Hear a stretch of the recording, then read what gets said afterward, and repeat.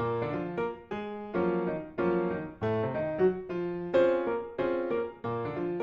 and welcome to Wi-Fi friends. My name's Cameron. Hello, John. How's it going? What the fuck is going on in your country? So, just a little bit of context. I answered the Skype call to John literally like 5 minutes ago, and that was the first thing he said to me. And I was like, okay, I guess we've got a topic. So, I guess what I've been up to is surviving what Canadians would call any other day, but Welsh people are Any calling day. red alert. Um, Basically, we had a bit of snowfall, and we haven't really had snowfall proper, like where it sticks to the ground, in about 4 years. And before Okay. then, we haven't had it for about 4 years. It comes along like just like a World Cup, you know, Every just like, quarter. just like the Winter Olympics. Uh, Yeah. so because of that, and again, I'm not. A lot of people have been like, "Oh, what the hell?" Like Wales is is a joke. But I don't think it's that. I think it's just when you live in a country where it doesn't snow a lot.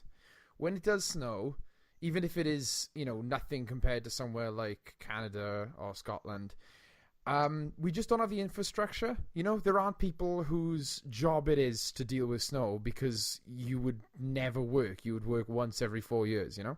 I was going to So say we had this I don't know if you remember the snowpocalypse, I think I which do. was Yeah. when the South got snow like a couple years ago. Even literally, I mean, even Did you guys just shoot it with guns? like last year we had snow and like what to do. We hated it. It was horrible. So I completely understand not having any of the like snow tires or Yeah, yeah. anyone who like moves does anything like regarding snow or even knows what snow looks like. So I I understand that. Yeah, it was, and again, apologies for the lag. This is just a running. It's the third character in our podcast. Is the lag, but yeah, it was a bit hectic. In terms of my own experience, um, the first day it hit was like halfway through the day, and we knew it was coming, but we didn't know how bad it was going to be. So I went to work, and then I got home fine. It was just a bit of snow, and then they really hit on the Friday, I believe. No, it was the Thursday. It really hit hard on the Thursday, and they sent me home from work early, and that's when I knew, like, oh shit, this is weird. They've actually like sent me home early, and it was pretty bad, like in terms of stuff we've experienced. I think it hasn't snowed as hard as that since I was like a little kid. And when you're a little kid, you love snow. Like you get the day off school, you get to play in the snow. It's all fun. There's nothing bad about snow when you're a kid. But when you work, it's weird because all of a sudden you're like, wait, am I gonna get home? Am I gonna be stuck in the theater that I work at? You know? And then you're like, do I get paid for the whole day? What are we doing here? The answer is no. Oh, They sent us home, and I was like, oh, okay. They were like, we got to send you home. We were afraid because I don't live in the same town that my job is. So everyone who lived in that town and also worked there, they were okay because they could walk home. Worst comes to worst. But for me, I take public transport to my job, so they couldn't risk me like staying late and getting stuck in Neath and not being able to get to Talbot. So they sent me yeah, home. they don't want to have to take care of you. Yeah, basically that's the gist of it, and they don't want to get sued. So they sent me home early, and that was fine. But then I was like, well, I'm not gonna, the filmmaker in me didn't want to let this go to waste, but I didn't have time to plan anything because the snow was gonna disappear in like a day more. So we had this new channel coming out, which I guess I'll plug later. And I was like, I want to do something for it. So literally, I talked to Jen, and Jen just loves torturing me, I guess, because she came up with the idea of me just sitting in the snow in a short sleeve T-shirt and talking about the channel, and then getting hit by a snowball, which conveniently she threw at me. So like, I think. That was a great video too. That was fun. It was good fun because it was like, I just didn't really. It felt like old school YouTube where you never really had scripts, you never really knew what you were gonna do.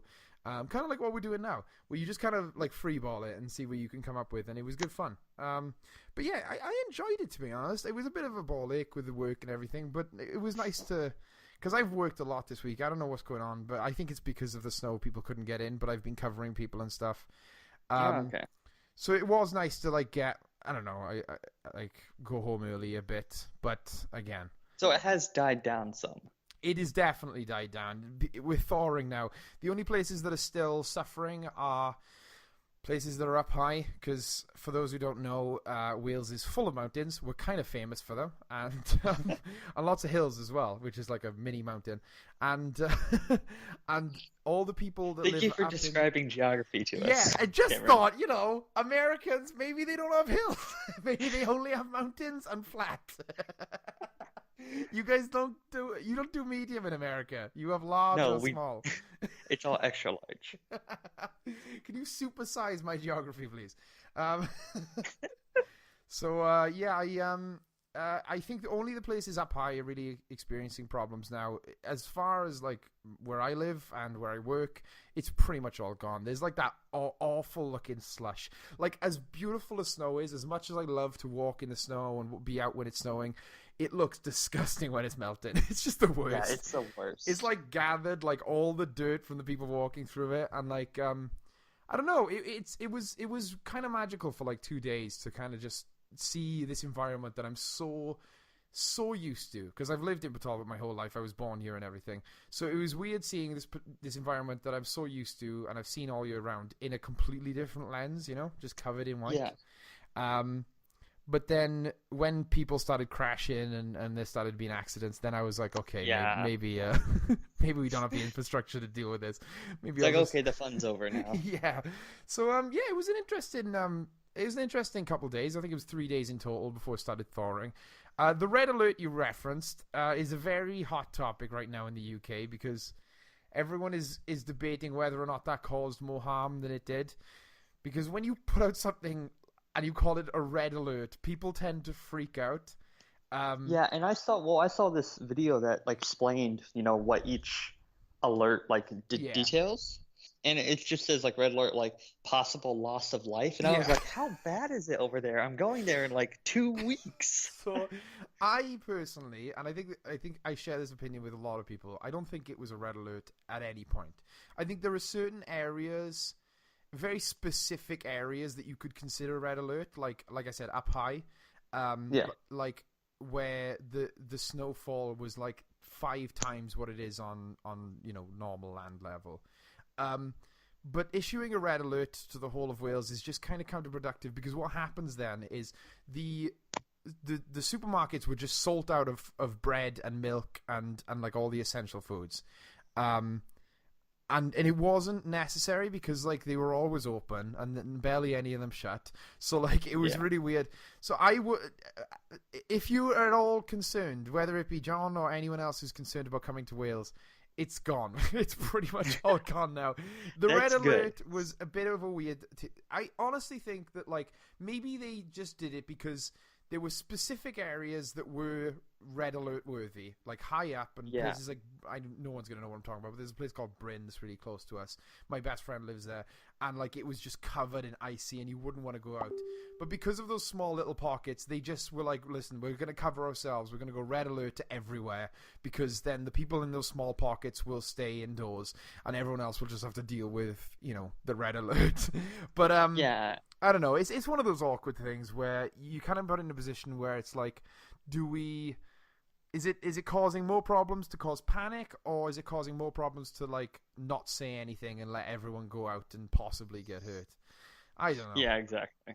I'm not a weather expert, but that's been my week, and it's been pretty interesting. Honestly, nothing much happens around here, so it's all anyone talks about. Finally got some action. Yeah. But how have you been then, friend? I'm assuming you haven't been caught in a snowstorm. No snowstorms here, sadly. Nothing much. Just been resting up the good old foot. Oh yeah, I heard about that. It's sprained. Ooh, that's not going to help when you're climbing all these Welsh castles. I know, right? Well, I just went back to work today. Okay. They only want me doing like half a shift, basically. I see. Which it goes until like the 15th. Oh, okay. So, I mean, I'm assuming hopefully by the 19th, I'm all the way healed up so that I can walk all those mountains, those castles. Do you want me to explain to you what a mountain is? Yes, if you could please detail me what a mountain is, because in the most not passive aggressive, patronizing way ever. Yeah, the only really Well, I got one thing that's for my current fave that I'll wait on. But it's like yesterday we went to this. Do you know what a tiny home is? I can't honestly say I've heard tiny home ever before. So, how do I explain this? They're like, does that like hippy dippy bullshit? Like, think like hipster hippy dippy bullshit. Okay. It's like, I know saying a tiny home sounds like frustrating, but it's like a house that's basically everything, every inch, every square inch is utilized for maximum efficiency. Oh, For okay. storage space and for everything, and they're like, you know, 400 feet, like, or 400 square foot, like 300 square foot or less. And they're also movable. Oh, wow. Okay. So think of like a trailer, like smaller than a trailer, depending, I love and it. I also love like that for Christina is feeding you can you hear lines. Christina. It sounds funny because she's like saying like the right words, and you're like, it's like a mini trailer. This is the definition of every phone call I think I've ever had. It's just her in the background feeding me lines and me messaging. Is this how you get job interviews? You're like, what do I Yeah. say next? It's like a 90s movie where she's like got a camera in your glasses and she's in your ear. But yeah, so they're very nice, very well made, Okay. hippy dippy bullshit, you know. God, you hate And so we hippies. went to this I'm little. finding this out. You hate hippies. I was thinking, I was more hipster. Sorry, hipster bull. Okay. Yeah. So we went to this. It was in Atlanta, and we drove like 2 hours, Oh, and it wow. was just a whole fucking shit ton of them, all and they're all like different sizes, and one of them was made out of a school bus, and there were these like companies there, and What? you got to walk through and like look at them and stuff, and I don't know, it was really cool. She's she loves them. I think they're cool. I like them a lot too.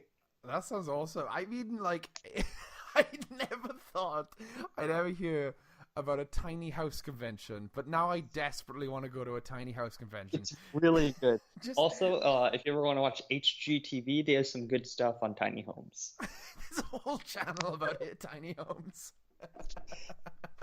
I think the That's tiny basically been my homes. life the past couple days. I think the tiny homes is like the next like big like uh like Disney Channel TV show to take off.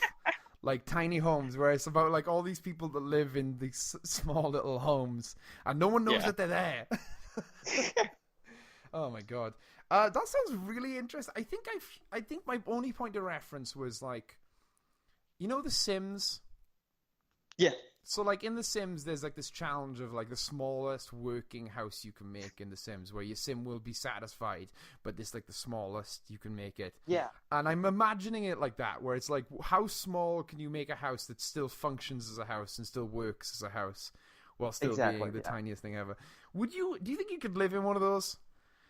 Yo, I mean, we walked through some of them, and some of them are even like with the square footage, it's like a decent size. Really? And I've realized more and more, like the more space I have, it's like I don't know, I just want to fill it with stuff. See. I feel the same, but I like and like I live in quite a small space because I live with my parents in like a little annex.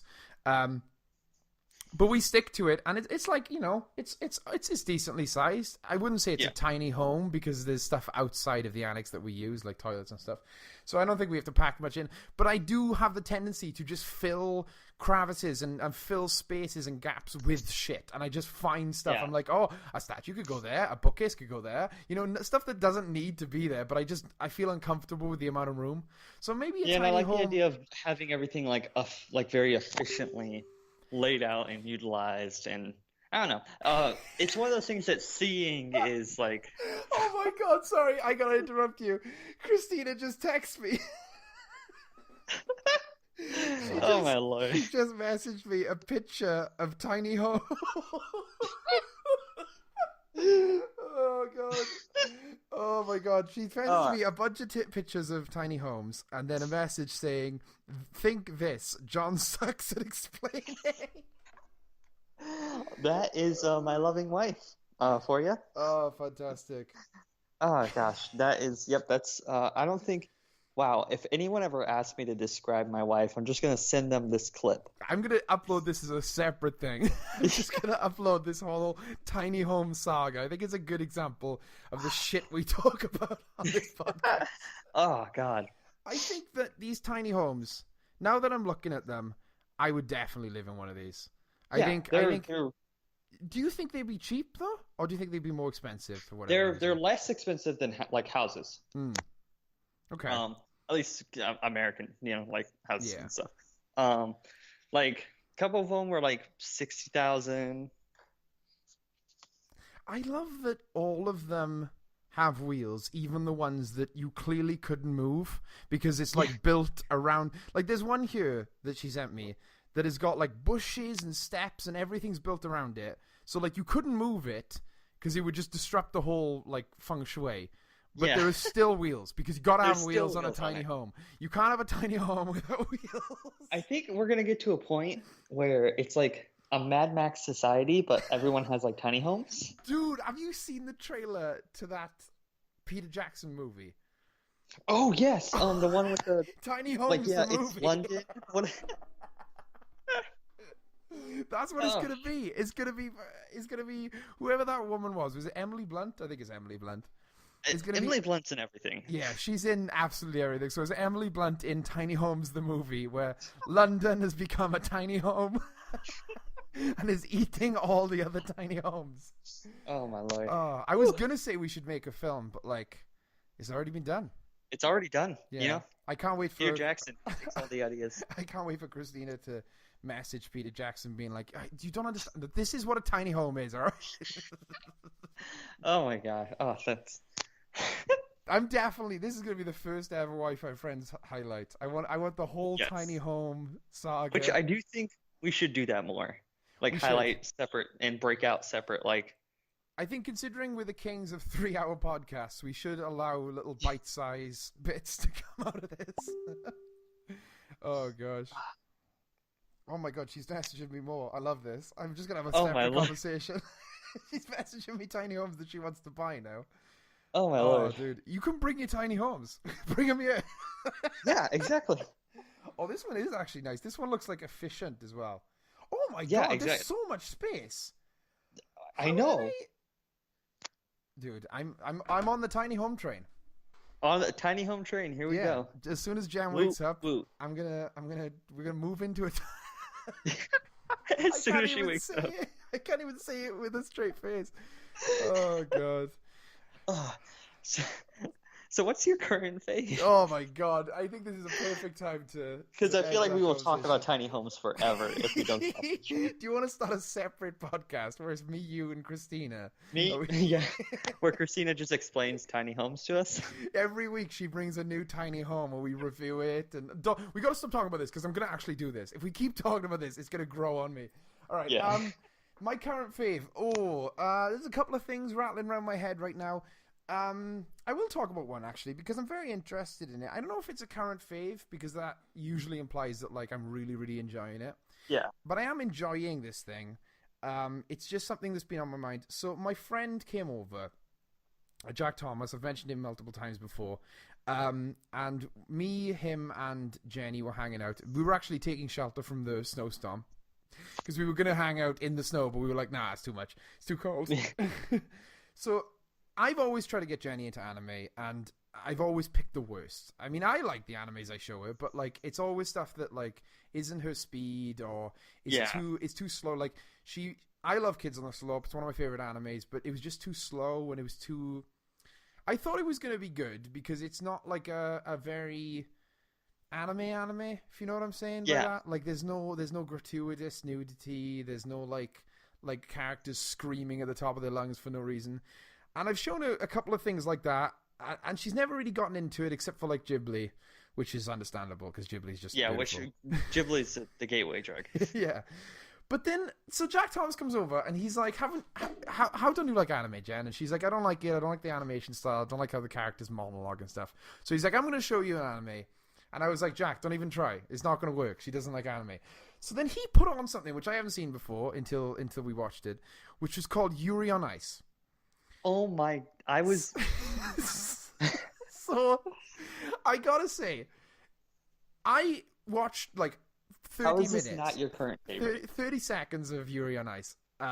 Before I was like, there's no way Jen's gonna like this, because it's everything. There's nudity, there's characters screaming, there's that thing that happens in some anime which is hilarious to me, but I thought that she would hate it, where every episode characters recap everything that's happened. You know, where they're like, oh, hi, how's it going? My name's Yuri, and this is what I do, and this is what's happened in the last 3 episodes, you know? She liked it. She, like, really liked it. She, like, got into it, and she was like, I'm down. This is it. So all this time, I was tiptoeing around anime when all I had to do was show her the most bombastic, like, crazy anime that I could think Yuri of. on Ice is... I love Yuri on Ice. It's honestly one of my favorites, I think. Okay, It's just... It's amazing. I'm glad you like it, because I'm going to go through it, and I'm going to tell you everything I liked. Because I am genuinely really enjoying it. It's just one of those things where I'm only 4 episodes in, so I can't... Yeah. I've got, like, issues, and I can't tell if they're going to be resolved just by the progress of the episodes. Yeah. Because it could be that, like, everything I think just gets addressed. So it's hard to review a show only 4 episodes in, even though I literally had a show where I reviewed the first 4 episodes of anime. That was a terrible idea. Anyway. I remember that show. Yeah. So I really like that this anime really leans into the fact that it knows what it is. Like, it doesn't try to be anything edgy. It doesn't try to be... I mean, I talked a little bit about Devilman a couple episodes back, which is the complete opposite. It's like trying to be dark, it's trying to be edgy, it's trying to be... Whereas Yuri on Ice, it knows exactly the audience, it knows what it is, and it really leans into that, and I like it. And I like that it almost feels like every bit that they do, because it is kind of a comedy. It is, I would class it as half comedy, half, like, slice of life. Yeah, it's very, very much so. Yeah, every bit that they lean into, they really know how to work that kind of weird anime drama. Like when and I'm going to spoil the first 4 episodes if anyone's listening. When the Russian guy... I haven't watched Yuri on Ice, just, go do that right now. You need to. When the Russian guy first turns up at his house. Yes. Yeah. And he's immediately... The first... Like, Yuri comes home and he's like, oh god, he sees the poodle. And then he's like, oh, he's in the hot springs. So you have this weird sequence where, like, I feel like any other anime would have played it for, like, they would have had him in hot springs, but the way that Yuri on Ice leans into it, and it really milks the idea. It's just like the composition of how he gets out of the pool, and you just see his bare ass. you see the fountain that is just about covering his dick. It's like, and he's just the most chiseled, most just godlike man ever. And it really... So I have a jacket. I have his jacket. Oh, no way! Like the white and red one. It has a big V in on the back, and it says Nikirov or Nikiforov. Yeah. I can't pronounce his last name on the back. And it has V in on the shoulder, whatever. Like, I'm all in on this. But that's kind of what I mean. I mean, like, there are a lot of moments like that where they really lean into... I mean, there's countless examples. There's also another thing I really like about it is they just... Everyone talks Japanese. It's just like... Yeah. It's like everyone just completely speaks Japanese. And I do appreciate when, these Japanese actors, they do English-speaking roles and they do other languages. But it's just... It really feels like the anime knows that it's an anime, It's not taking itself 100% serious. So you don't have to have this awkward thing where... like the Russian, because there are, there's 2 Russian characters in the first, like, 4 episodes, where you don't have to have them as like either Japanese voice actors speaking Russian or Russian people speaking Japanese. It would all get, I think, confusing. So I like that everything's kind of just in this anime world. It's like set in anime world, if you know what I'm saying. Like the rules of physics are really weird and how people act. Like there's that Russian coach. I don't know if you remember him. I don't know how much of a character he is in the later episodes. Yeah, but he's got the most giant chin ever. Yeah. So I really appreciate that. Some of the stuff that is weird to me is like the animation is really good and it looks really nice and even Jen commented like the skiing looks fantastic. Yeah. But there's this weird like and I can't tell if it's like an artistic thing where they were trying to show, but like Yuri at the beginning where he's overweight, he kind of fluctuates and it's kind of jarring. And again, it goes away, but like he's supposed to be fat, but then as soon as he gets on the ice, he's like skinny again. And then he gets off the ice and he's fat. And I'm like, I don't know if that was just, it's showing us that he's going back to his original self. Like maybe I missed that. That'd be the one thing, yeah, because that does go away once he like kind of actually works out and stuff. Yeah. I would say the main thing is like because all the characters around him comment on his weight. Yeah. It's like that idea because the entire episode is from his perspective, really. And so you could argue that it's how he sees himself, even though he might not actually be that fat. No, yeah, like you could argue right. like it's an artistic choice, but it was weird. It was something I noticed too. I think it works in retrospect. Thinking about it in that way, I like that because I've always liked stuff like that. Like, and this is a controversial movie to mention, but in Batman vs Superman, there's a scene where little Bruce Wayne like flies. He like flies out of the well, and it's not actually happening. He's not actually flying. It's just like us seeing from his perspective, and it's like an artistic choice. So Batman can't fly. I don't know. A lot of people came out of that movie thinking that Batman can fly, but yeah, I like it from that perspective because you're right. Like when there's times he seems the fattest animation wise is when people are commenting on his weight, and then the times he seems the skinniest is when he's on the ice and when he's skating. So maybe it is like how he sees himself in the moment, But yeah, I'm really enjoying it. It's a little bit uncomfortable at times. The Russian character, I don't. It feels as if they're teetering the line between comedy and it being creepy, like abuse of power type stuff. You know what I'm saying? Like there are scenes where like he gets real close to Yuri and he like whispers in his ear, especially when he's asking him to dance like the Eros dance.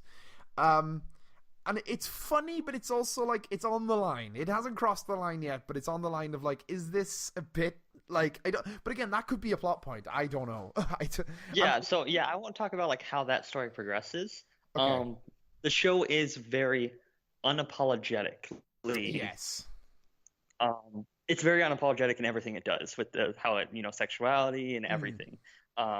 Even, I mean, like you talked about the hot spring scene, which there are multiple hot spring scenes, and they just get more and more ridiculous.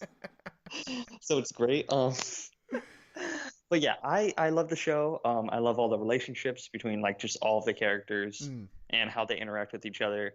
And yeah, it's just really good. It's so good. I'm I hope excited to watch more. I mean, I really am excited to watch more because it's. I think you hit the nail on the head with the word unapologetic. It is very much an unapologetic show, and there's not a lot of times, even in Western or Eastern like media in general, whether it be cartoons or TV shows or movies, there's not a lot of unapologetic stuff. I think a lot of times you're like, this show was good, but it's trying to fit into a box. Whereas Yuri on Ice is one of those shows where you go, no, they're just doing what they're doing and they don't give a shit. They're just doing whatever they want to do, and it's great. Yeah. So I am enjoying it. I have some reservations, but I'm not going to judge the show or give it any sort of final judgment until I finish it. And it's not that long, is it? It's like, is it? No, it's only like 12. Yeah. Okay. So I'll get back to that, but that is my current fave, honestly, because that's the thing that I've been excited to go back and watch. I have obviously been playing Batman still because that's quite long. It's not even all out yet, but I'm on like the 3rd episode of the 2nd season. I'm starting to make all the wrong choices, John. I've mentioned this to you. I'm just gonna say it on the podcast. I love Batman and Catwoman together. I don't know what it is. I don't know if I read a comic way back when that really inspired me, and I just forgot about it. But there's something in my brain that says those two can't be like separate. They have to be together. So I'm really making terrible life choices in the name of love. This is like I'm living out my bad girlfriend fantasies that I never got to in real life. Like I settled on such a good choice straight away that I never got to go through that terrible relationship. You're vicariously living through Bruce Wayne. Yeah. So that's great because when I get to season 2, I already kicked her to the curb. So I already know that, like, all right, any choice that is going to make her happy, nope. Yeah, because I don't know if the game knows because of how I've been playing, but it definitely at all points through season 2, it keeps going, hey, do you want to impress Catwoman? And then mess over, like fuck over everyone else. It's either Catwoman or everyone else. And I always choose Catwoman. So it's almost like the game knows that I like Catwoman the best. Yeah, I'm glad there's not a Superman one, because if there was, I'd fuck over everyone to make Lois Lane happy. But that makes no sense, because Lois Lane is not a conflicted character. You know, she's not like a bad person. There's no moral ambiguity. But with Catwoman, I keep going, why do I like her so much? The only time I really liked her, I would think, is in the Tom King run that's going on right now. Okay, I'll have to check that out because I haven't read that. But it's super good. It's super good. I think my favorite Catwoman might be The Long Halloween.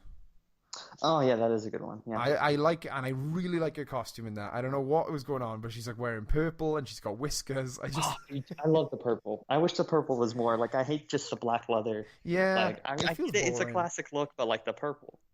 Yeah, I always like it when superheroes wear like colors that don't make sense for their job. Like purple Catwoman, blue Batman. It's just the best. I just garish. Just please go all the way. Yeah, like I've got to hide in the shadows, so I'm gonna wear this light blue cape and a giant yellow symbol. Blue. Okay, so that's my current fave. What are you currently munching on? So I did it. You caved. Fell on my sword. Not fell on my sword, really. I didn't really have an opinion on it, but I went and I got a Nintendo Switch. Yahoo! And oh boy. Oh my gosh. Everything you've heard, all of the hubbubaloo, the praise, the song, the Nintendo Switch, it is everything everyone said it was. And oh my gosh, I love it. So what games did you get? What games are you playing right now? So we got 2 games really are in rotation right now. Okay. Wahoo! Cool. I didn't want to go full Wahoo because I felt like that would burst the speakers. Yeah, maybe. So you got Wahoo Simulator, which is honestly one of I got Super Mario Odyssey and Breath of the Wild. Oh, the 2 big ones, the 2 giants. Mm-hmm. I find myself I get more frustrated with Breath of the Wild than I do Mario Odyssey. Okay, so the one that isn't a kid's game, you get more frustrated with. Yes, because Mario Odyssey, I fail a lot. Okay, but it's fun, and everything is so crisp. All the controls, everything just feels so crisp and clear and clean. I don't know, clean is a weird word to describe, but it just feels so good playing the game that I'm just all right, whatever, I missed that jump, I'll do it again. Breath of the Wild is I just get mad. I'm just stupid Link. I'm like, why did you crouch? I didn't press it in. Stop crouching. And I hate the enemies because they're all so strong and they're mean, and I really enjoy the game. Yeah. It's more so this why am I not good yet? I get what you're saying. It's you sounded though when you were playing Breath of the Wild, you're like, I come to games so that I don't have to deal with this bullshit. This is just like real life. I don't know what to do. I'm like, why do I need to eat? Why do I need to wear clothes? It's great though. It's beautiful, breathtaking. I'm super early in the game, but I really think the story is super cool. And Mario, man, is just getting those moons, brother. Mario, you gotta get those moons. The thing with Mario though is do you ever hear the Steven Spielberg effect? I think I've mentioned it a couple times. Basically, the thing with Steven Spielberg is he always makes absolutely amazing movies. He makes spectacular, tear-jerking movies all the time. His whole career he's been doing it. And it got to the point where it's not impressive anymore. Like, and it really bums me out that he sits there and he makes these movies and people go, "Oh yeah, that was a great Steven Spielberg movie," but what do you expect? It's Steven Spielberg. And then when he makes a you bad mean the movie, Tom Hanks conundrum? yes, exactly. Same thing with Tom Hanks. Like, and then when Steven Spielberg or Tom Hanks, God forbid, they make an adequate movie or like an average movie, people lose their minds and they go mad and they go, "What is happening? This is Steven Spielberg." So like, it's awkward because they're so good that people just get complacent. Mario is like that in video games, where he just constantly knocks it out of the park with his games. Every Mario game is constantly just the most crisp, tightly controlled, fantastic, just fun. There's this Nintendo thing called Find the Fun, where they build games just around the idea of it being fun, and then the story and the art and everything else come second. So I think Shigeru Miyamoto is like, if you can play a game where it has no texture, no art, everything's just a ball, and like blocks, and just everything's a colorless, nothing, and it's still fun. That's where they start the game from, and then they build everything else after that. It's just so. It feels good, and that's like, it's interesting because I was playing Monster Hunter because I got Monster Hunter World. Yeah. And I have not looked or touched it since the Switch has come into my life. It's like I don't even have this want to play it anymore because I'm like, oh yeah, Monster Hunter is fun and like, but it's like really like a lot of effort. Like I have to really like think and like I have to put like my entire body into playing Monster Hunter. But like Mario, I'm just like, wahoo! It is, and again, I have to say, like, I don't have a Switch. I've barely played Mario Odyssey outside of the videos on Arcade Crowd. But the one thing I picked up straight away as soon as we started recording that video where I played like the first level, it just, everything just, like you said, the difference between that and Zelda is like when you pick up Zelda, you're like, okay, I gotta learn how to do this, I gotta learn what uses what. Like, kind of the charm of the game is like everything works together in Zelda. So like, if you use wind with fire, with a certain kind of grass, like it all is like adds up, it's all math. Whereas in Mario, you put the Joy-Cons in your hands and you can just go. And you don't have to think, you can just go. And it's just, like, jump. And like, there's all these complicated moves you can do, but you don't have to. You can just go, and you can just throw your hat, and you can just, and it's just fun. I love that hat. I love Cappy. And like, I was watching a video actually recently about how they make Mario games and stuff, and it's this idea of they introduce this element, and then it builds and builds and builds and builds, and then they throw it away. And like, it's such a cool idea because if you look at Mario Galaxy, like Super Mario Galaxy, like they could have made 10 games based around that, but they were like, no, 2's done. And then they had to come up with a hat. They had to come up, and after this game, maybe they'll do Odyssey 2, but they'll throw it away eventually, and then they'll come up with a new Mario thing. And I just think that's so inspiring. Whereas like, you look at games, which I do like Uncharted, but they just keep doing the same thing, They just keep improving on the same formula. Whereas Mario's like, no, we'll just throw it out and figure out what else we can do with Mario. Mario is consistent. Yeah. Mario is always across the board consistent. You always know, hey, there's a new Mario game out? Cool. If you buy it, you're going to have a good time, and it's going to be amazing and crisp and all. I can't wait. I'm weirdly excited for that, like, Mario animated movie that they might be making. I should, like, a little tiny bit about that, but I don't know much. I mean, it makes sense to make it animated. The studio that makes, like, the Despicable Me movies and all the Minion stuff. Oh, is it like are making the Mario movie? I mean, Illumination. Yeah, Illumination. Which, yeah, I mean, they have. I think their art style and their like sensibility really fits Mario. I mean, it'll be interesting. It is interesting because, like, I mean, Mario is like I just talked about this. It's never really about the plot, so it is fun to see where they're going to go with it. Yeah. But some games have way better animations now than the current games are. Cough, Sonic. Cough, cough, cough. Like, if you look at Sonic, he's doing great in the animation world and in the like not live action, in like the non-gaming world. But his games just aren't there. Yeah, it's never. It's weird because I didn't become a fan of Sonic through games. I became a Sonic fan through all the other Sonic media. Yeah, exactly. Weird to think of. It is interesting. I will say though, and this isn't my current fave because I'm like 2 levels in, but I'm loving Sonic Mania because I was such a big fan of the 2D Sonics, and then when they went 3D, I never really bothered trying. I can't judge them because I never played them, but I just never thought that he lent himself to 3D. But then they released Sonic Mania, and I just recently bought it, basically because it's just a payday, and like you can't help buying something on payday. So whereas you bought a Switch, I just bought Sonic Mania, and it's so good. I've heard good things about Sonic Mania. Just, if you like the original Sonic, but what's cool is they find a way to take all the elements from the 3D games, all the lore that they've built up, and they make it work in a 2D Sonic space. So like they bring in like the Chaos Emeralds and all the powers that they have and stuff. But instead of having these long anime cutscenes, they just put them in the 2D games, and it's pretty good. That's Sorry, nice. I interrupted your Switch oh, well, that's it. It's just the Switch is great. The Switch is everything that.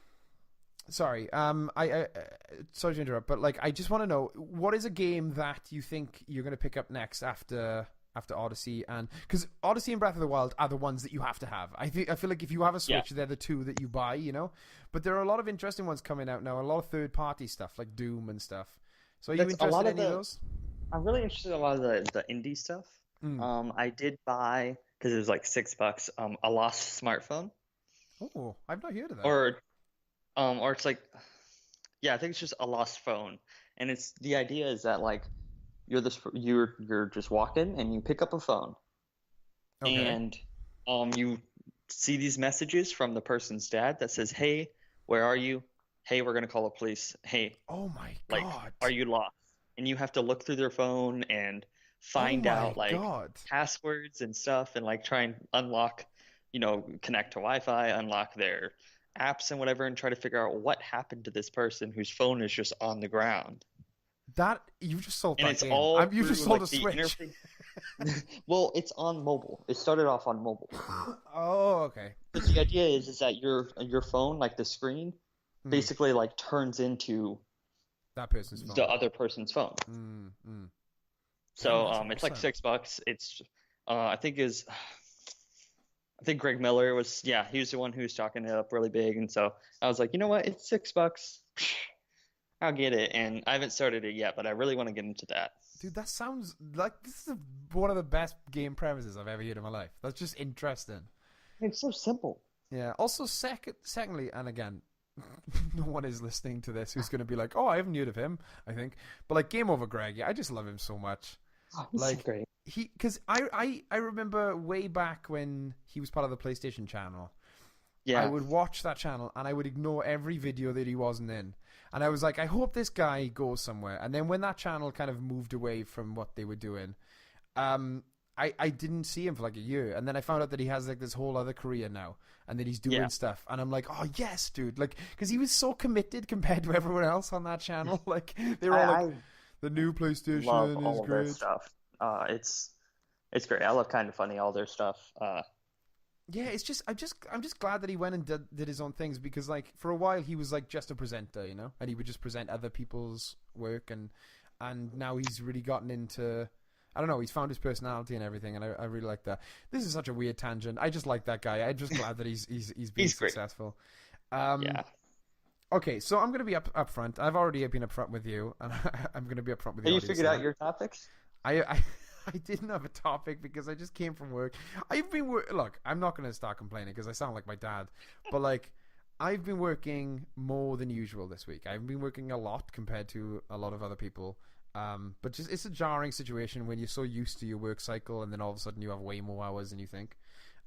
Which I'm grateful for. Money's always good. Yeah. But I've been left out of whack. I'm also working on this film for someone else, and it's just like, when you've got like 3 things on the go and you've got no time to do any of them. I completely understand. I've got 2 topics ready. You've got 2? If you want. Oh, yeah, do it. I figured them out. Okay, next episode I'll bring a doozy of a topic to make up for it. I promise. Okay, because I literally another one just came up to me as we're talking. Okay. So first topic kind of goes into who are your favorite content creators right now? Ooh, any content at all, or internet content? Let's go for any.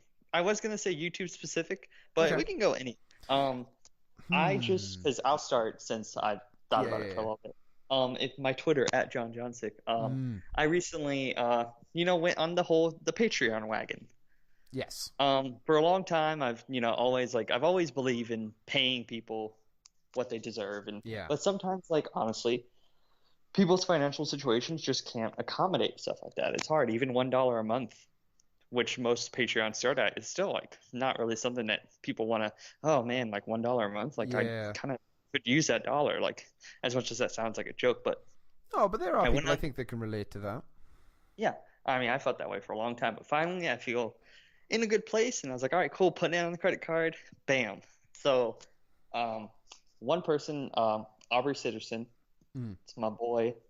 He ran Straight Shoot, the wrestling podcast. Yeah. The now sadly defunct. Oh no, he didn't make his goal. Didn't make the goal for Straight Shoot, but he does have another podcast called Scald. Okay. Which is a sword and sorcery podcast. Done. Yes, and it's done in the vein of old. I forget the pitch, but old Viking storytellers. Oh wow! Where it's all done in one take. Ooh. And it's all he does it all in one take, and it's this ongoing narrative. So it's kind of any of the storytelling podcasts that you would see, but it's got a interesting, because there's a passion and an energy and an emotion that it's not just well, here's the story and this is interesting, and it's it's psychedelic and metal and barbarians and very it feels you remember Brutal Legend? This is so weird. With Jack Black, yeah. With Jack Black, yeah. Like that, and it feels like that aesthetic, and you just feel heavy guitars, nice. and it's just how it feels and so I love it. It's great. I'm super behind on it. Okay. But I threw some money at that Patreon because I was like, dude's awesome. Love his work. Even if I'm not caught up on it, I still want to show the dude some appreciation. I mean, it's sometimes good to. I love not being caught up on some things.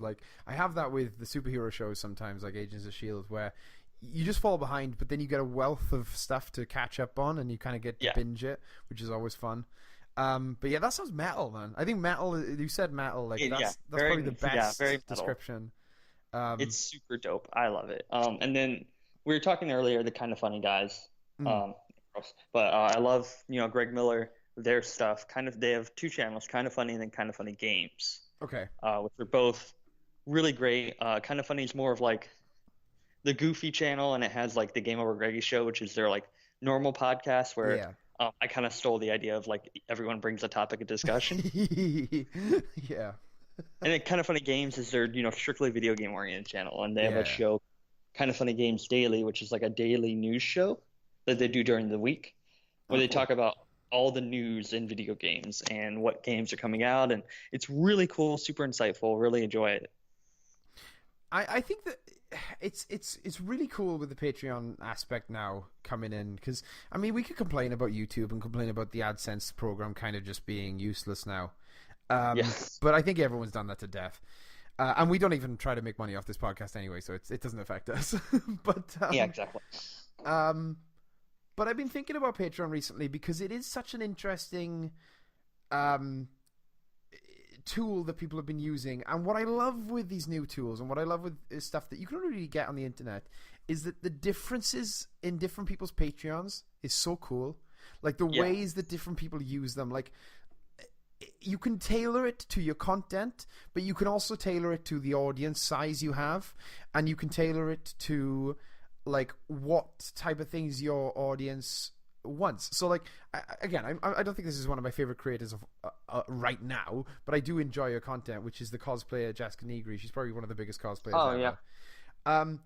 The way that cosplay, not just her, but a lot of other cosplayers like Mike Turney, they've kind of done this interesting thing with Patreons now, where they can tailor the Patreon goals to their content. So instead of having it be like posters and like extra videos or something like you'd get with a YouTuber, what you get is like Polaroids, and you get an individual Polaroid that is specific to you as a Patreon. So it's like cool how like these different people have brought their own things to Patreon, and I like that because it not only is it a new source of income for online creators, which is always good, but like it's another way that you can express yourself. It's another way that how you value your patrons, how you give back to them, is almost another form of creating something. It's always another form of and again, I should say that it's definitely like an interaction. It's the people specifically seeing where the money is going, which you didn't get with ads. You know, people could see. Yeah, and that's the the thing. I love YouTube. I always like hold a special place in my heart for YouTube. And a lot of content that I consume, all the content I consume relates on YouTube. But there is a certain point with especially like large YouTube channels and stuff where it's just like, oh yeah, guys, like, comment, subscribe, and yeah, I'll see you later. And sometimes people talk in the comments, but with Patreon, it's like you can choose a goal, and it's like, hey, we'll send you something in the mail every month. And it's way more of like, there's this thing in like media relations, whatever, that's called a parasocial interaction. Oh, damn. Yeah. I went to college for a semester. You'll have to explain that to me, because I went to college for 4 years and never heard that. So a parasocial interaction, it's this idea that's come about in the age of social media and stuff, where because we see so much of people's lives, you feel like you know them. Ah, okay.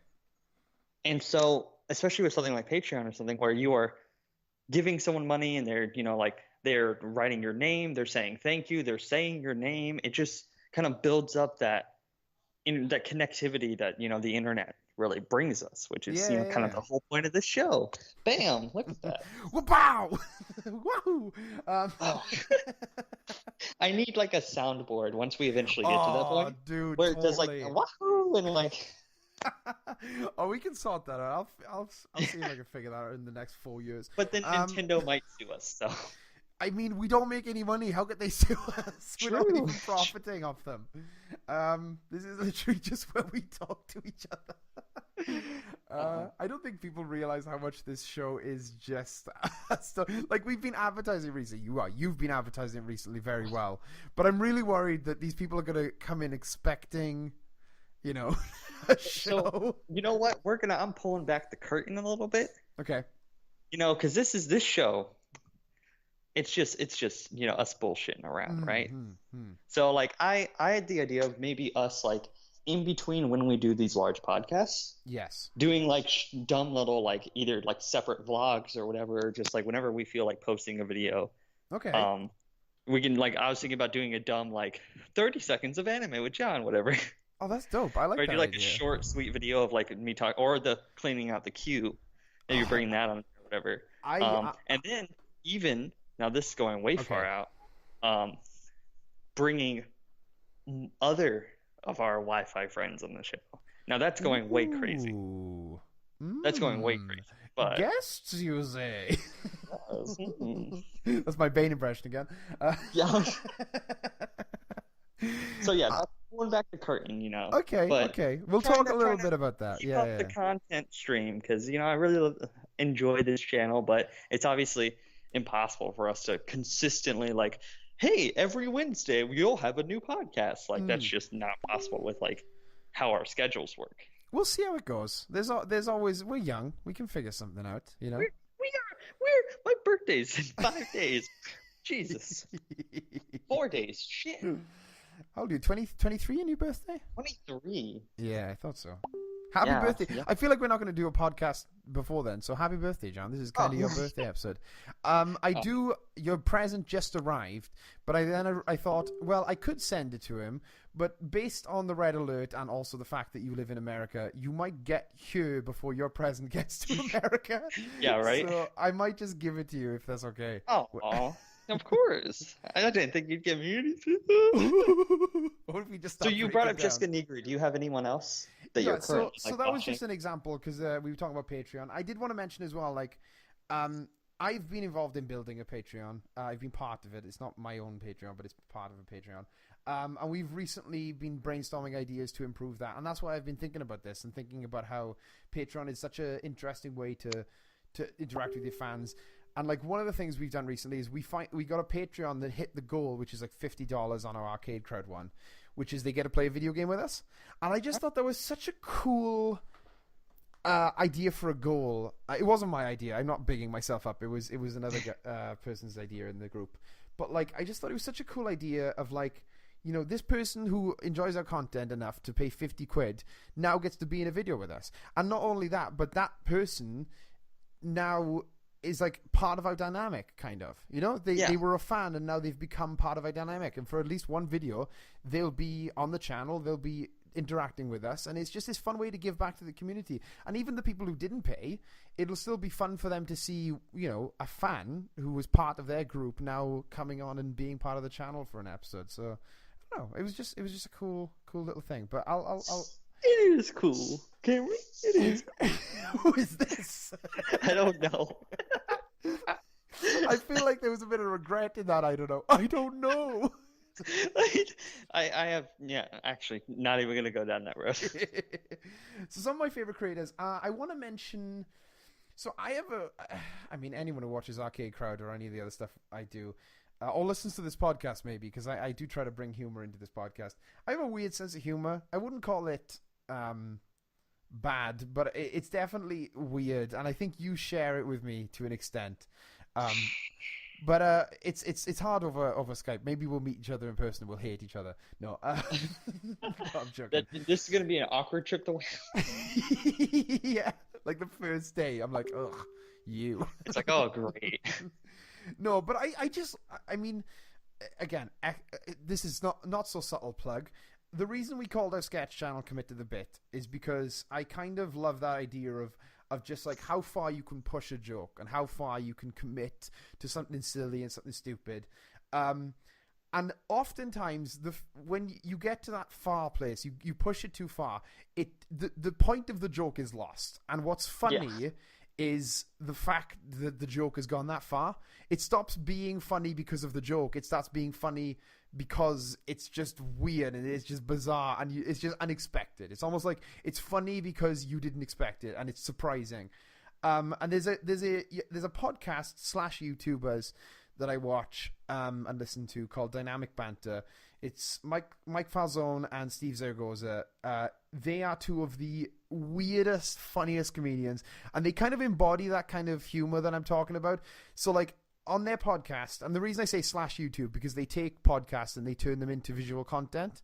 So like they either do animated, which is like a classic podcast thing, but another cool thing that they do is they have a lot of other collaborators who like do live action versions of the podcast. So they'll take clips from the podcast and they'll make a little short film based on that little clip. So you'll hear the podcast, but you'll be watching this little short film that's like based on the podcast. It's fantastic. I'll figure out a way to show people. I'll put all of our recommendations in the description, hopefully. But it's this podcast where they push the limits of how silly you can get and it's still being funny. So like one recurring bit that they have is they love horns, and they have a plethora of horns. They have they're up to 16 horns. And like as they'll talk and as they talk about Cloverfield or just something normal and benign, they'll just start squeezing horns and horns will go off. And like one of the characters has a xylophone. He'll just play the xylophone while they're talking. And it's just that weird, bizarre, you either love it or you hate it kind of humor that I just adore. And if you watch Arcade Crowd and you know the type of stuff that I do, they're like 10 times better. It's just that type of stuff. And I really enjoy when creators they find new ways to make something funny, you know? It's not just like a setup and a punchline. It's like weird, it's obscure. It's like Weird Al. It's like, you know, I think you get what I'm saying. I've explained it like 100 times by now. But yeah, Dynamic Banter is like one of my favorite creators right now. And ironically, they don't have a Patreon. I think individually they're both part of different Patreons because they have other stuff going on. But Dynamic Banter is one of those things where it's kind of like this for us, where they're just two really good friends who love making each other laugh. So even though they have all these side projects where they make a lot of money, they do dynamic banter because it's an excuse for them to hang out. And you really feel that when you listen to it, because it doesn't feel like they're shilling or they're pandering. They're just like, they genuinely, this is the time that they hang out when they record this podcast. So you get all this energy that I think that we also have in this podcast, where it's just like, dude, I haven't talked to you for so long, let's just chat and let's just get, So that's my recommendation. I like that topic, dude. It gave us a chance to talk about creators that we like. I know, and we talked a lot about Patreon. Hey, patreon.com. Why don't you, send me some money, please? Do you still have a Patreon? No, I do not have a Patreon. No. I feel like I'm still subscribed to it, but you just haven't put anything out, so you haven't charged me in like No, I years. think I switched it to just Patreon only. Ah, I see. Yeah, okay. Yeah. But yeah, so we're not advertising our own Patreon. We're advertising Patreons in general. But if you would like to support Rotoscope Media Patreon, which is the Patreon that I'm a part of, you can do that, and we have cool perks, like I mentioned. Yeah, do it. They're almost to 18 patrons. Yeah, cool. They have 9. Yes, a second topic, because I have 2. Second topic. I love it. This one's more interesting. More interesting. I don't know how to talk about it, so this will be interesting. This is a great topic. I brought up on this show fight choreography. Ooh, and how, telling a story with the fight scenes that are happening. And I don't know, I guess I just wanted to talk about like that concept and maybe some examples. Some examples of like right and wrong, and maybe how like what the things that are doing wrong can maybe learn from the can learn from the ones that are doing it right, I guess. That's an interesting idea. I like that idea. Because it is something we talked about. Because we brought it up with Arrow. Yeah. And I think Arrow is a show that has great choreography, great fight choreography, but it gets to a point where it's just people doing cool shit, but it doesn't really mean anything. Yeah. I think you go first, because I've got a good example of this and I want to talk about it, but you go first. Yeah, my go-to examples, like for good examples, I mean, wrestling, it is their job. That is literally ingrained in the DNA of wrestling, is telling a story with the fight. So I'm not really going to talk about wrestling, because I've done that before. I think My Hero Academia, I think, does it very well. Okay. Anime is usually pretty good about this to an extent, because one of the big kind of like things that goes on, like one of the big tropes in anime is almost over-explaining. So much detail to the fact of like, oh, he can use that power, but only for 3 minutes at a time. Which is, when you're like, that's ridiculous. How would they even? But it's honestly, it makes fights way more interesting. Because say like, two guys are fighting, it's like, all right, I'm going to use this super special ability. Well, crap, that didn't work. I can't use it again for this amount of time. And so it adds drama to the fight. Yeah. Because you have so much information. I think Green Lantern, the comics, could take something from that, because a lot of times I feel like the writers of Green Lantern forget that the ring has a battery. Yeah. Oh, the worst is when... Sorry, I just want to say the worst is when the batteries are able to teleport to them. Oh my gosh, and they just charge it straight dumb. away. It's like, why even have the battery if you're just going to teleport it? It's like I'm sorry, I want to see a giant fight with constructs going everywhere, and then I want to see that number going down, and so oh crap, Hal Jordan's like at 5%, his costume's like slowly fading away, like he's gonna have to like fist fight the rest of, like Sinestro Corps War did that really great.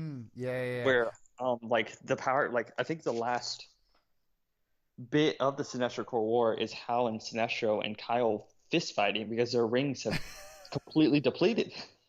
Another Green Lantern product that does that really well is the animated series. I don't know if you ever watched it. Fantastic show. Such a good show. If you like Green Lantern, I highly recommend it.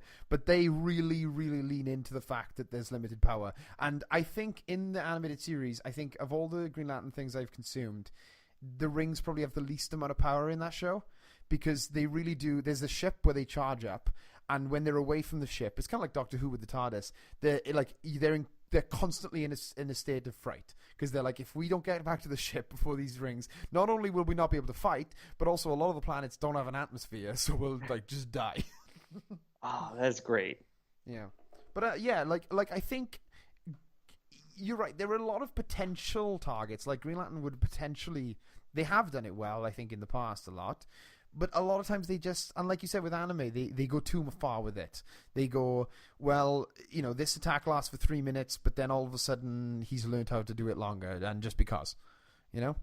And I think breaking the rules like that can sometimes, if it leaves a disingenuous taste in your mouth because you're like, oh, well, why are you giving us rules if you're not going to follow them, Yeah, exactly. And it's like, My Hero Academia is really good about it because I feel like they give you just enough information to be like, all right, this is how the ability works. And it's more so the damage, like, because a lot of, because the whole idea is that like everyone is born with quirks, which are like abilities. And however, these abilities are like within the like genetic makeup of these people. So their bodies are like, the quirks only happen because their bodies are like made to do that. So Bakugo, who's kind of like the asshole guy, the fiery guy, his like sweat and stuff has like some sort of like fire. Wow, words are hard. It's like basically like his flame like his, element. Yeah, like his sweat itself.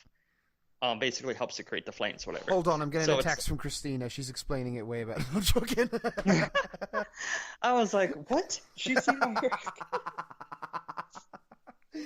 But basically, like, their bodies are optimized to do these abilities. I see what you're saying. Yeah, so yeah. A lot of the drama comes into, all right, well, like, how much damage they're taking and how that affects how they're able to do things. I don't know if that's the best way to. So it's like unlike their powers and their bodies being separate entities, like in Green Lantern, it's more like the same thing. It's more like X-Men, where it's like Wolverine can only heal himself when he's young because it's like his body is young, it's vital, but it's as soon as he starts getting old, his powers deplete with his body. So it's almost like the more damage that they take to their body, it's like, well, the powers are just an extension of that, so they can't use their powers forever, even though they're fatigued, Yeah, and a lot of the fights are they're very well choreographed, but they're also very much about it's not like, all right, let's monologue at each other for like an hour. It's like, all right, this is how their abilities work. Cool. And then they just kind of let the choreography and stuff, like, there are certain moments where it's like, all right, let me explain like how I was able to do that thing that negated you or whatever. But it's very much, I don't know, it's very smart, and it's very less is more, I think, with these situations a lot, and it lets the actions speak for themselves. I like that, and I like the idea, because again, I have to admit, since the episode where we talked about it last, I still haven't seen My Hero Academia, but I am going to get around to it at some point because you continuously recommend it, and it sounds really good. But I think that it's really interesting because what you've explained of like the show is kind of built around the powers. Like the whole plot of the show is that all these characters have different, like you said, quirks. So it's interesting to have the fight scenes play on that and have the fight scenes be an extension of the whole theme of the show with all these characters having different powers and different quirks and the audience understanding to an extent, how they work and how it's going to play on the expectations of the audience watching the fight. I like this topic because I wanted to talk about, like you said, an example of something that does work and something that doesn't work. And I think I can do that within the same franchise and within the same universe. And this is something I haven't been able to talk about a lot, but I think everyone knows how much I love it, and that's Star Wars. So I'm going to take 2 Star Wars movies, and I think I can explain why one does the fighting so much better and in storytelling ways than the other one. And that is Episode 3 and Episode 6. So Revenge of the Sith and Return of the Jedi. Because these 2 movies, as much as I bash the prequels, Revenge of the Sith has a lot of really, really promising story beats and really, really great moments and crushing moments in the Star Wars franchise, and as does Episode 6. I think that's just as much. They're both climactic movies because they're the third movies in trilogies. But I think one of the ways that the prequels fall apart is that they almost overdo what the originals did really well. So I'm going to focus on the final fights. So you've got the final fight between Anakin and Obi-Wan, and then you've got the final fight between Anakin and Luke. Or Darth Vader and Luke, whichever person you consider him at that point in time. So in the original, I think is the good version. I don't know if I've already made that clear, but I think the original... I was really hoping you were going to flip it on its head and be like, the prequels do it better and the original movies. I'm not saying the prequels do it terribly, I think, but we'll get to that. So in Return of the Jedi... it's one of the most iconic fight scenes of all time, I think, which is father versus son. It's Luke versus Darth Vader. And the reason I think it works really well is because it's not as subtle as Obi-Wan versus Darth Vader, where they literally just like hit their swords together and then Obi-Wan disappeared. Like that was A New Hope. They were still finding their feet. They've had 2-3 movies to kind of figure out how lightsabers work in film, and you have this awesome scene where it's Luke facing off against his father. But what really drives the fight isn't the swords clashing or the force abilities being used. Every move that is made, every decision that is made in that fight, from the cameras to the characters to the way they swing their swords, it's all based on how the characters are feeling. So there's Luke at the beginning of the fight he's very righteous. Like he thinks he's the best Jedi in the world. He's very cocky and he's very confident. And he fights his father and he's like, I'm going to turn you back to the good side, Dad. So he's very defensive and he's not really thinking much. And then there's this switch in the fight where Darth Vader, he uses the Force and he figures out that Leia is also his daughter, and then he's like, well, I don't have to care about you anymore, Luke, because I can go turn Leia. And all of a sudden there's a switch in the fight because Luke is now desperate and he's angry because he wants to protect Leia, and the choreography shows that. They change from this very elegant fight to this scrappy, like almost like Luke is like battering at Darth Vader. And then it comes to a head where he cuts Darth Vader's hand off and he's like smashing at his lightsaber. He's like, I don't know if you remember the film, but he's like smashing at his lightsaber. And Darth Vader just can't hold it up enough. He drops his lightsaber and then Luke smashes his hand off. And then there's the scene of pause where he looks at his robotic hand and he looks at Vader's missing hand. And then he's like, oh, like this is my dad. What am I doing? I've lost my mind. Like I've got to remember why I'm here and what my mission was. And it's this small little fight scene, but everything that happens in the fight scene, if you catch my flow, it follows the characters' feelings. The way that they fight mimics how they're feeling on the inside. And I think that it's done so well. And it's such a short fight. If you cut out because it cuts away to Endor a lot. But if you cut out all of that stuff and just watch the fight, I think it's like, I don't know, 5-7 minutes long. It's not long. Oh, wow. But it's just... I just like how the choreography always follows the character's feelings. And then you look at something like Obi-Wan versus Anakin, which is a visually stunning fight. Like, just based on the visuals alone, it's probably better than that other fight. Like, it's got lava, it's got jumping, it's got passable CG. Like, it's probably some of the best CG in all the prequels is when they're jumping around and they're fighting each other. Oh, yeah, 100%.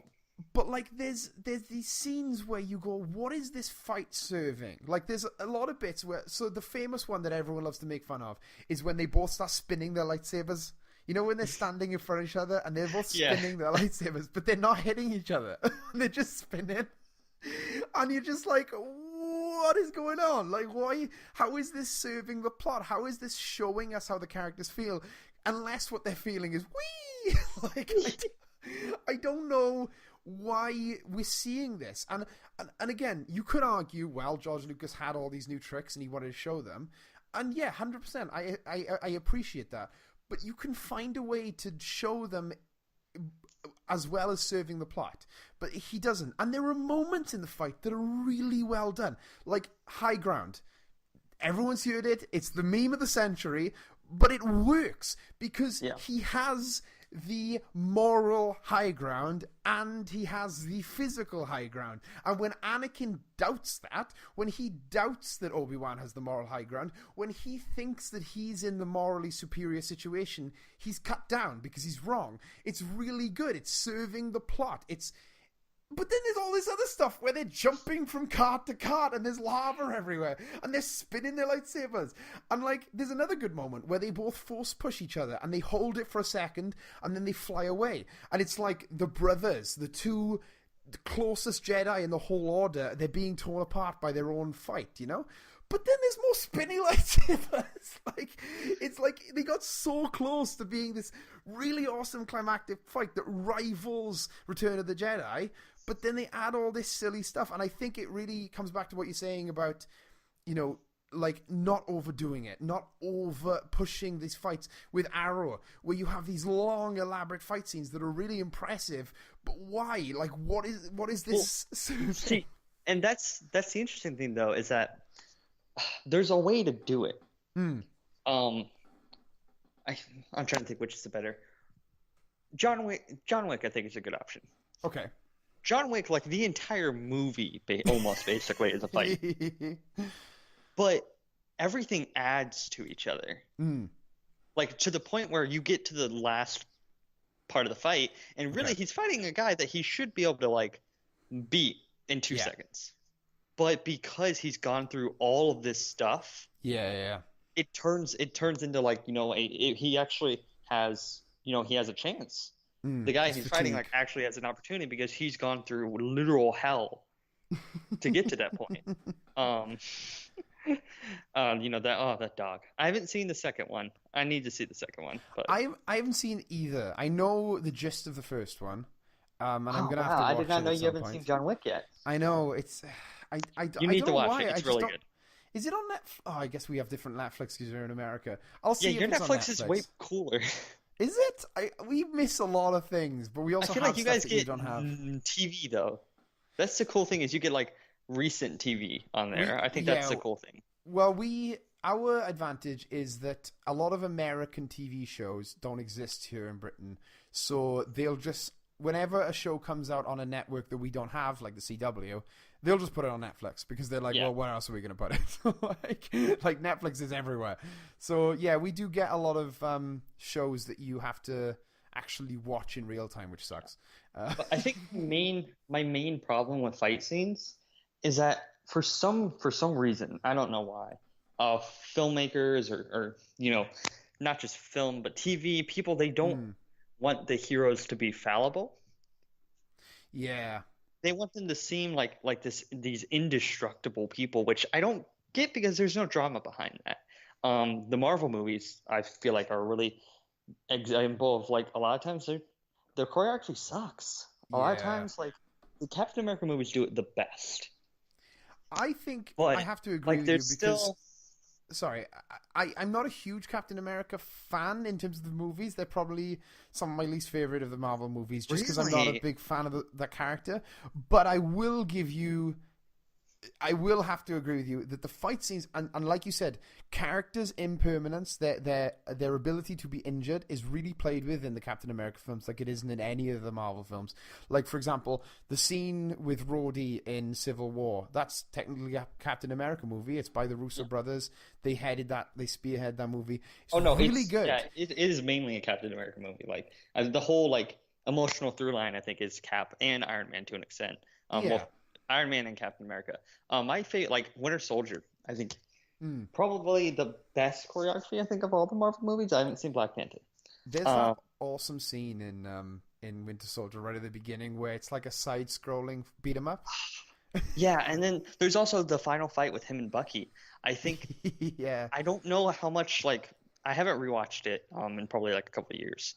I don't remember there being a lot of dialogue in that fight, but I remember knowing what those characters were feeling and knowing what they would say to each other with like the fight. Yeah. Like the scene where like there's a scene like Winter Soldier has his metal arm and he's just punching Cap's face. Yeah. And like breaking like his nose or whatever. And like you can tell like there's that like moment of pause and I'm like, oh wow, this is the Obi-Wan Anakin moment. Right here. Yeah. But nobody's saying a single word. I But think it's that "you were my brother, I loved you" moment, but literally with like non-verbally. yeah, and what's really cool about that is that fight sets up my favorite part of the whole movie, which is you see that fight, you see how brutal. God, I turned super British then. You see how brutal, brutal. That's a horrible version. Just go back to Bane. Uh, you see how brutal that Bucky is with Steve. Like you see how uncaring he is in some aspects in that fight, and then, like you said, there is moments of pause. But because of those scenes where he's like bashing him in the face, that one shot, which I love this shot. It's such a good shot. Is when he pulls him out of the river. You know, right at the end where they both fall into the river and Bucky saves him and he pulls him out. You're just like, oh, wow. Like, this person has changed. And he doesn't talk at all. Winter Soldier is so good because he doesn't talk at all, but he goes through a character arc. Like, I think the only thing he says in the movie is, I don't remember. I don't know who that is.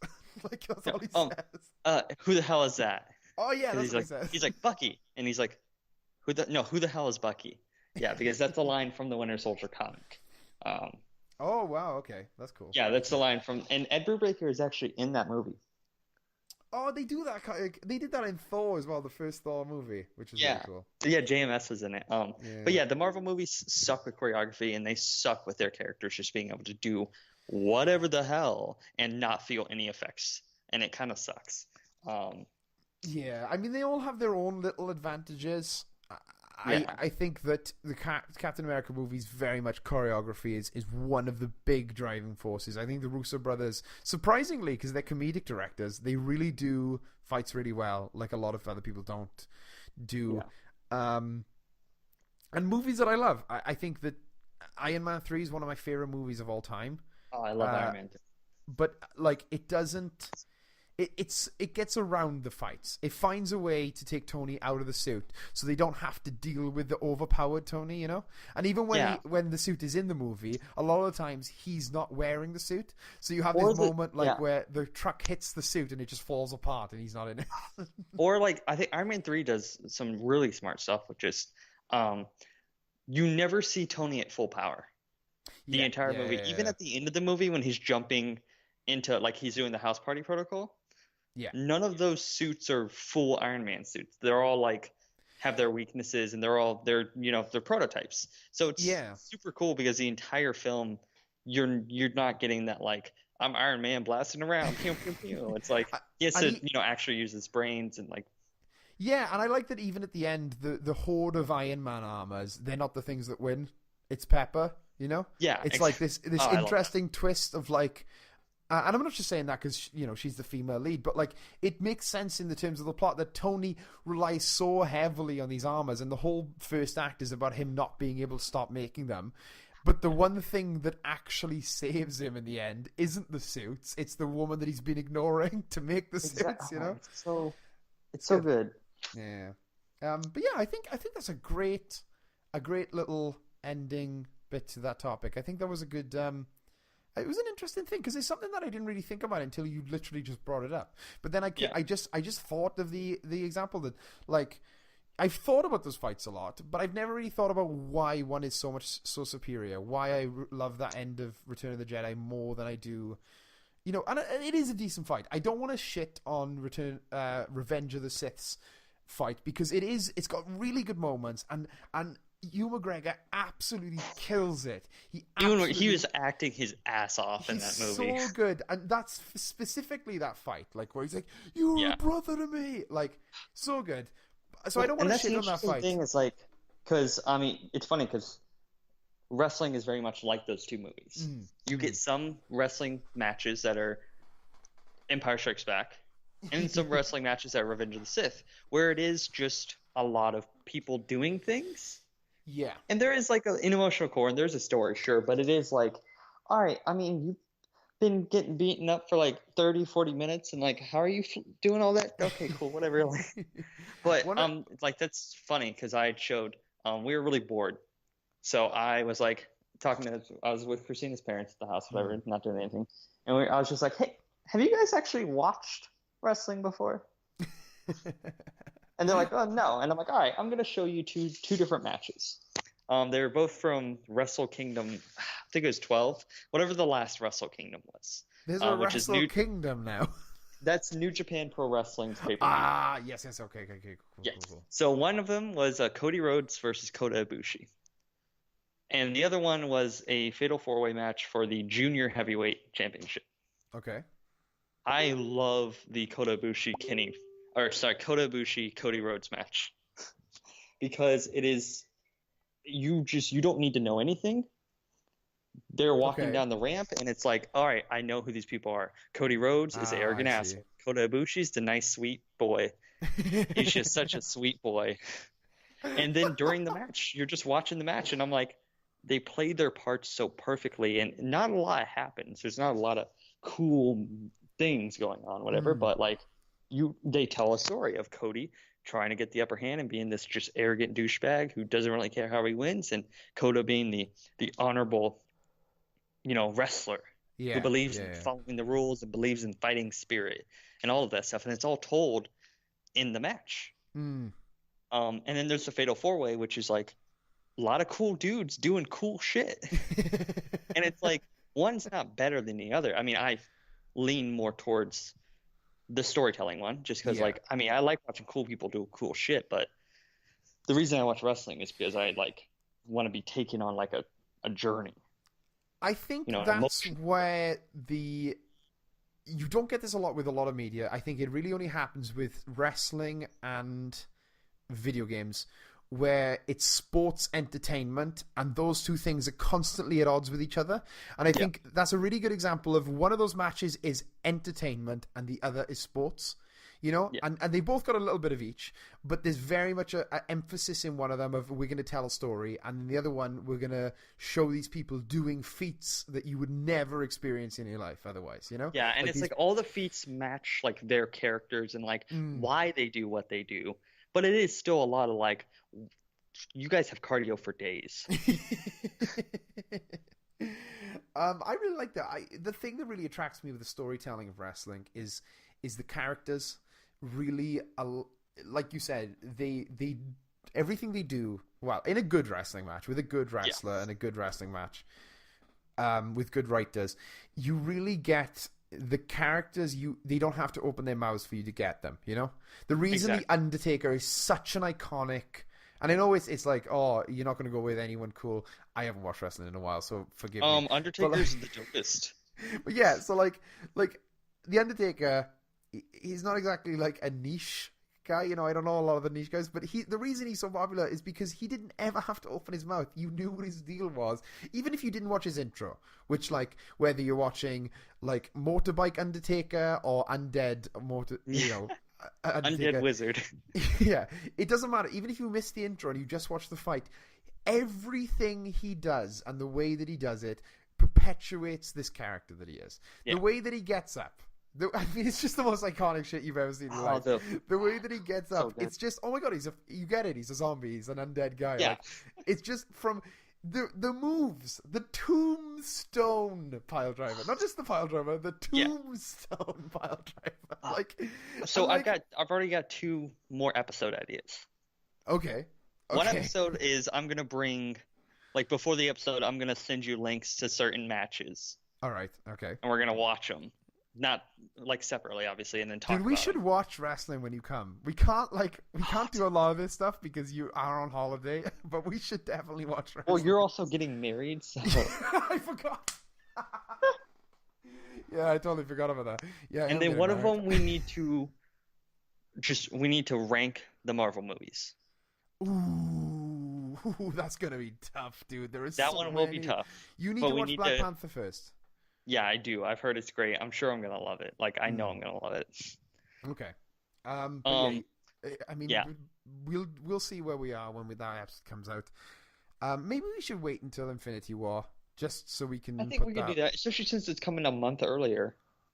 For you, it's coming a month earlier. For us, it's coming the original date it was going to come out anyway. Which I'm so happy, because that's the worst when you guys see a movie early and it's all like, "Oh, hey, we can spoil it for you."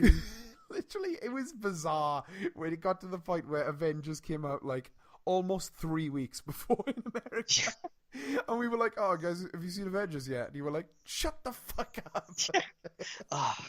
So fun traveling questions. Ooh. Have you ever been to the Cauldron Magical Experience, whatever, in London? No, that sounds amazing. So it's like a bar, Okay. but you dress up like wizards, and Oh there's all my these things are God. like in vials and they're potions and like all this stuff. That sounds amazing. Yeah. Oh my God. So I think we're trying to do that. Oh, definitely do that. There's a lot of cool We're gonna stuff go in see London. Stonehenge, Ooh, that's a good one. because we're doing one day in London, so we're gonna do a whole bunch of stuff there. Mm. What are we doing in Wales? We're doing some stuff. South Wales and North Wales. We're going to like the library of. Ooh, Dylan Thomas Boathouse is pretty cool, but then we're going to this cheese place. It's supposed to be really good. No, we're not doing the cheese place. Never mind, not doing the cheese place. Fuck the cheese place. Oh, we're doing Snowdonia? Oh my God, no way. Okay, that's cool. Yeah. Yeah. Snowdonia is a good one. It's the biggest mountain that we have. Do you want to know what a mountain is? No, I'm done with that bit. I'm done with it. Yeah, Snowdonia is great. A lot of fun times. It's literally the biggest place. So every time you go, oh, should we go climbing? You know, Snowdonia is like the peak. Again, it's not like Everest or anything. Don't worry about that. Yeah. But it is really cool. There's a lot of cool shit. I'm glad you're doing one day in London because I've only been to London twice, and it is so overwhelming. Like, it's so like, what do we do? Like, literally, Jen and I got so overwhelmed one time that we went for breakfast. We went to a board game cafe where you can eat food and play board games, and they have all the board games and stuff. The plan was to go there and decide what to do with the day, but we got so like, what do we do? That we just stayed in the board game cafe the whole day.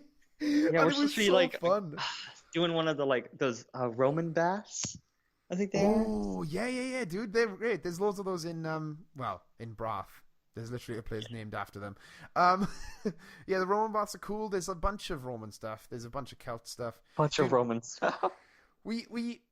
Dude, when it gets closer to the date, and it's pretty close now, isn't it? What date do you? No, we're getting there. We're getting there. The 19th. Oh wow! Is when we're flying into London. Okay, well, we'll talk about it. We'll Oh, sorry, we leave the 19th. We land the 20th in London. Ah, cool. Yeah, we'll definitely have to figure some stuff out. I'm worried because I know that it's going to get to the point where, because obviously you've got the stuff you're doing, and I'm going to be so busy.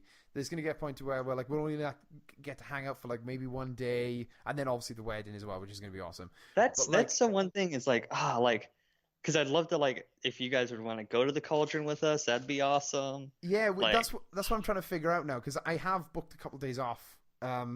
So hopefully there won't be so much wedding stuff to do, so that we can come and enjoy. And I don't want to crash. No. You are 100% like, if you want to like hang out, 100% welcome. But Open invitation. You and Jenny, obviously. No, fuck Jenny. Fuck Jenny. She doesn't get to come. No, I'm joking. I love you very much. She's sleeping. No, but yeah, we'll figure it out. We'll do some double dating. I want to meet your friends as well. I have no idea who they are, but I'm excited to meet them. If they're friends with you, they're friends with me. Just tell them that. But yeah, so this has been a fun episode. I feel like we always forget towards the end of the episode that we're recording. We're bad at ending episodes. I've realized that. We're really bad at like, we don't have like a jingle or like a, safe travels and the North Star and see you later, Space Cowboy. Do you know, we are bashing our endings, and they do need to be improved, but I will say one thing. Listening back to podcasts is always fun, because the endings, I feel like we are the most